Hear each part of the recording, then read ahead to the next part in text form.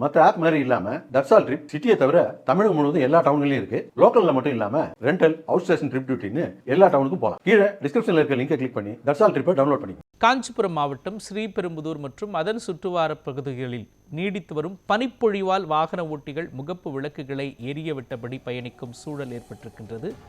இது குறித்த கூடுதல் தகவல்களை நமது செய்தியாளர் பாலசுப்ரமணியன் வழங்க கேட்கலாம். பாலசுப்ரமணியன், குறிப்பாக சென்னை பெங்களூரு பிரதான சாலையில் இந்த அளவிற்கு கடும் பனிப்பொழிவு காணப்பட்டதால் எந்த அளவுக்கு போக்குவரத்து பாதிப்பு ஏற்பட்டது, வாகன ஓட்டிகள் எந்த அளவுக்கு சிரமத்தை அடைந்தார்கள், தற்பொழுது அந்த பனி விலகி இருக்கிறதா சொல்லுங்க. வணக்கம் மோகன்.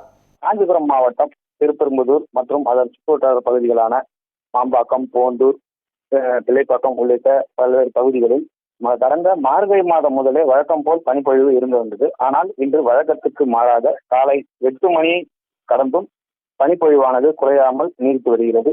இதனால் சென்னை பெங்களூர் தேசிய நெடுஞ்சாலையில் செல்லும் வாகனங்கள் முகப்பு விளக்குகளை எரியவிட்டபடியே மிகுந்த சிரமத்துடன் பயணம் மேற்கொண்டு வருகின்றனர். பனிப்பொழிவு காரணமாக பார்வை தூரம் குறைந்துள்ளதால் கனரக வாகனங்கள் மெதுவாக இயக்கப்படுவதுடன் போக்குவரத்திலும் மந்த நிலை ஏற்பட்டுள்ளது.